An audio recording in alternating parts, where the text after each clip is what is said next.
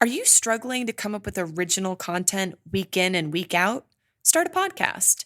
Interview your ideal clients, let them talk about what they care about most, and never run out of content ideas again. Learn more at sweetfishmedia.com. You're listening to B2B Growth, a daily podcast for B2B leaders. We've interviewed names you've probably heard before, like Gary Vaynerchuk and Simon Sinek, but you've probably never heard from the majority of our guests. That's because the bulk of our interviews aren't with professional speakers and authors.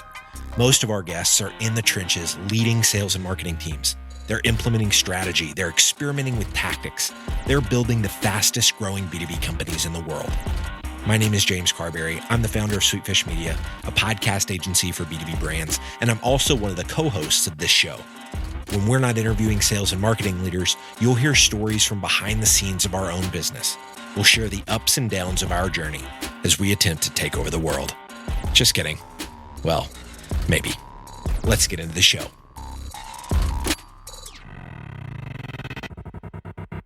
Welcome back to the B2B Growth Show. We're here today with Julia Deaver, co-founder and executive director of the Impact Summit. Julia, how are you doing today? I'm good, thank you. Well, we are really excited to have you on the show today, Julia. I was excited to learn more about the Impact Summit when you and I got connected over email leading up to this interview last week. For those in the audience who are excited to hear from you today about how they can use events in their marketing strategy a little bit more strategically, I'd love for you to take a second, introduce yourself, and let the audience know what you and the team at the Impact Summit are up to these days. Okay, so we have the Impact Summit in Salt Lake City. It's a one-day exclusive business conference driven to help people find the power to lead, influence, and inspire. We believe that those three things help you to 10x your business, your career, your personal brand, and become a thought leader.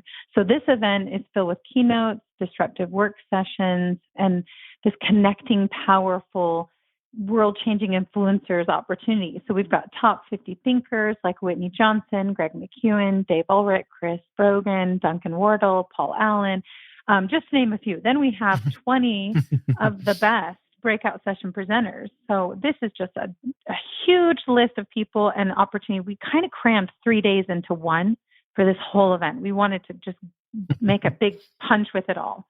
Mm-hmm. Nice. Yeah. Well, it was great to learn a little bit more about the event. It wasn't on my radar, and obviously, there is some big things happening, some great names on your lineup. So, really appreciate that, Julia. So, what we're going to be talking about today is, large or small, what companies can do to really use their events more strategically in their overall marketing strategies. And, you have experience with the Impact Summit, some other things that you do professionally in helping companies put on events. So really excited to hear more of your expertise in this area.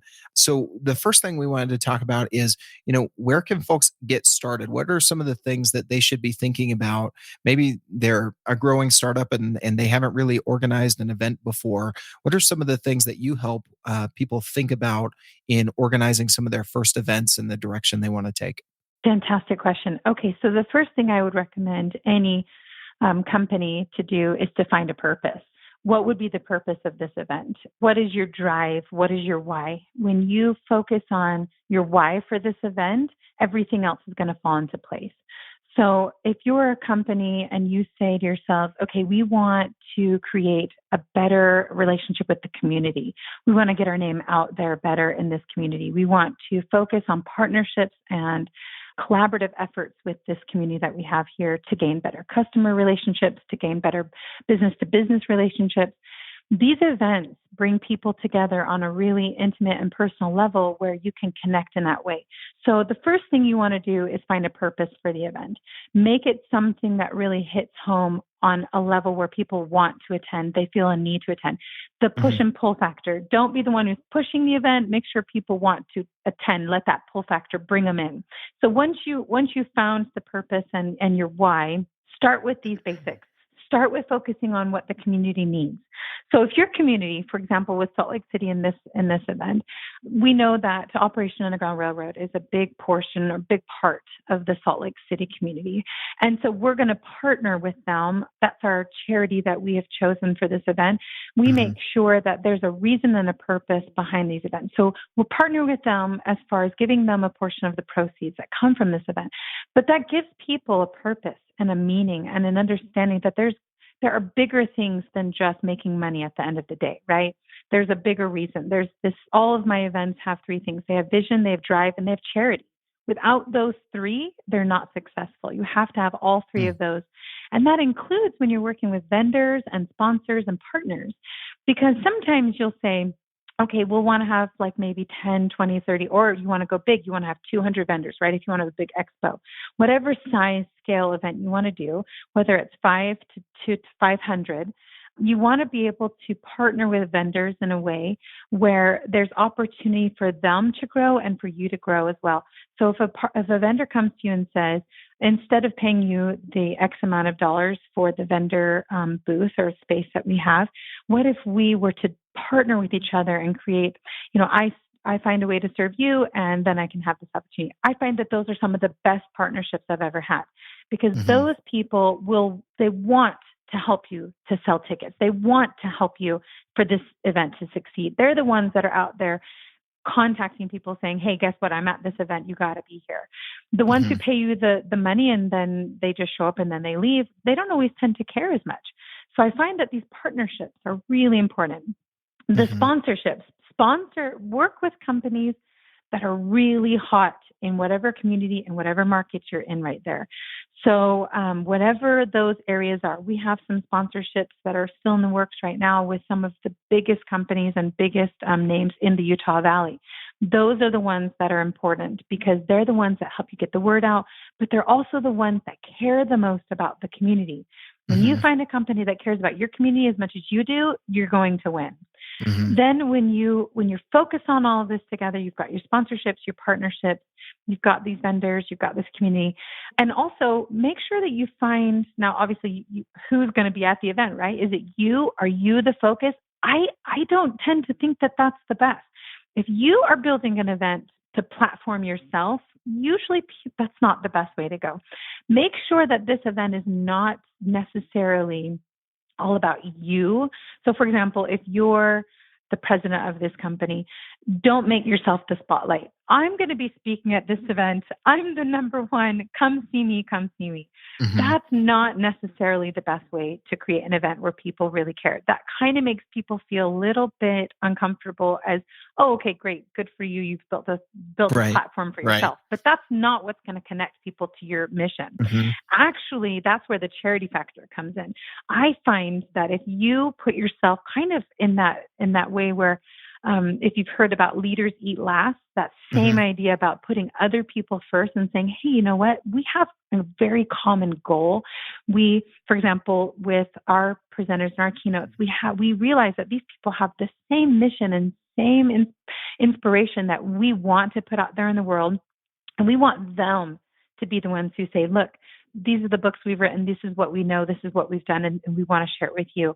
Now, obviously, those are the same exact things that we're driving on. We're driving on how do we become thought leaders? How do we inspire people? How do we constantly become better influencers in this world? And how do we use our marketing and our personal brand to do all those things? And how do we make an event where people say, this is crazy awesome and we have to be here? I find this is the best thing. So again, make sure you have people at that event that draw the crowd for you instead of you drawing the crowd for yourself. Yeah. I think that can be really impactful in just not only the feeling of the event, but how many people are actually showing up, depending on how strategically you've thought about, those partnerships. All right. Today's growth story is about search engine marketing. Clear Company is an HR tech company that was doing a lot of things right. Their messaging was clear. Their product produced incredible results, but they were struggling to drive qualified traffic to their website. Then they found Directive Consulting, a B2B search marketing agency. Within the first 12 months of working with Directive, Clear Company was able to increase their qualified lead volume by 157%. I have a hunch that Directive can get these kind of results for you too. So head over to directiveconsulting.com and request a totally free custom proposal. That's directiveconsulting.com. All right, let's get back to this interview. As we were talking a little bit offline, Julia, you mentioned that some of the best events you've seen put on are ones that create the feeling of community, as opposed to something where the host shows up and just, blasts their message or beats their chest. What are some of the things you've seen people do really well to create this feeling of community and engagement around their event? Oh, yes. Okay. So there are so many different events you could go to in every city. If you go to Eventbrite right now and you just type in your city, you're going to see a list of 20, 30, 40, 50, 100 different events you could go to. Right. Which one of those draws your eye first? That's the number one question any event person should ask themselves. You have to the first thing to do in an event to decide what's the community going to be like is to be the consumer first. Say, what do I care about? What is it when I go to a site and I say, okay, there's 100 events to choose from. Which one would I pick? Which one would be the most important to me? What are the factors that are bringing you in? Usually it's a cause-related something. It's an event that inspires you to be greater or better or more impactful than what you already are. Or it's something that teaches you a new skill, something you've never known before, or it takes you outside of your realm that you're comfortable. So you want to be uncomfortable. You say, okay, I want to try this new thing, right? And so we obviously know there's a lot of events that take you out of that realm. Like you're going to walk on fire. You're going to do all these things, right? We know those events.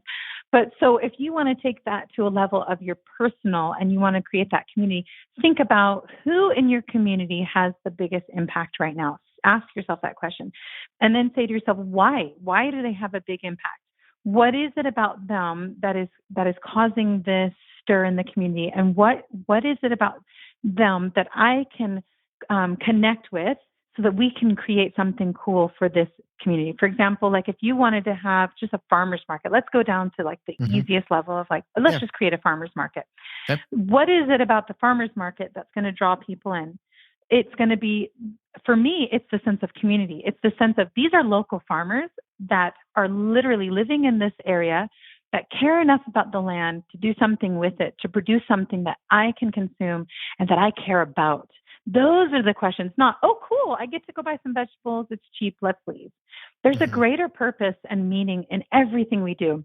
And when you figure out what it is, that greater purpose for whatever business you are and whatever connection that is, all the way to your church community. Okay, so say there's a church event and you're saying, okay, I want to run this event. What is it about this event that's going to draw people in?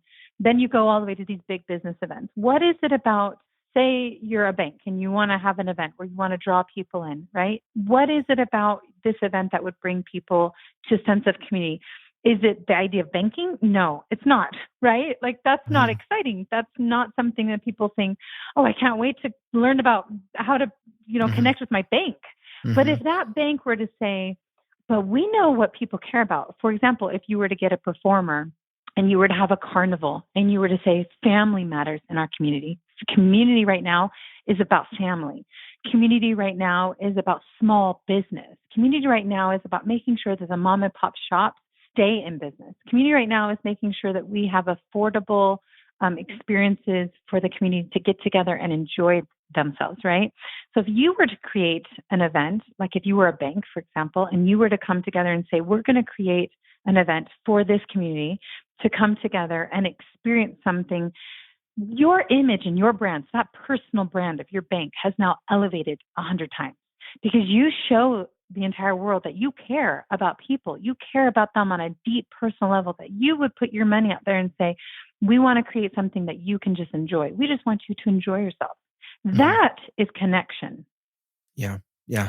I can definitely hear your passion in coming straight through, Julia, as you're talking about, the different ways that these events share a common theme, right? But like you said, big or small, farmers market or large influencer summit, you want it to be focused on what is the audience going to take away and what is going to be, the driver for them to get there, but then to also, talk about the event to circulate some buzz and all those sorts of things. So, Exactly. Julia, this has been great. If there's anyone out there who would like to learn more about Impact Summit, follow you, reach out with any questions they have in planning their own event, trying to implement some of these strategies, what would be the best way for them to go about doing that? Oh, yes. Reach out to me on LinkedIn, Julia Deaver on LinkedIn. Also, if you want to reach out to me at Influencer Inc., it's Julia at influencerinc.co. I would be more than happy to consult small businesses, large businesses, any event, in helping them find strategy and ways to create a better event for themselves. I run, on top of this event, I run 20 live events per year with another event company. So trust me, I know live events. I know what is important to people. And I would absolutely love to be able to share my passion for events and the influence that it has on people's lives with so many others. So influence on inc.co, and also LinkedIn is a great way. You can also go to influencerinc.co/Impact Summit to get tickets to the actual event, because this event, this live event that we're talking about, is going to be all that I'm talking about and more live, which is one that you don't want to miss. Yeah. It sounds like you guys have a great lineup set. Julia, thank you for sharing your passion for live events with us and some of the things that people can be thinking about in their own events. And we'll link to the upcoming event as well in the show notes. Thank you so much for being on the show. Thank you, Logan. This was wonderful. Thank you so much. You bet. Becoming a thought leader doesn't just happen. If you want to build a strong personal brand and extend your reach online and offline, you need a plan. Want help developing yours? Check out Impact Summit. This one-day event is bringing together best-selling authors, professional athletes, influential CEOs, and emerging entrepreneurs, all for one purpose: to equip you to lead, influence, and inspire. Whether you're looking to build a lasting legacy with your business or extend the reach of your brand, Impact Summit speakers will share inspiring stories and practical lessons to help you on your way. Did we mention a session on launching and growing a podcast? You guessed it. You'll hear from Sweetfish Media's own James Carberry during that session. You won't want to miss all of these influencers and leaders coming together in Salt Lake City on October 13th. Ready to learn more?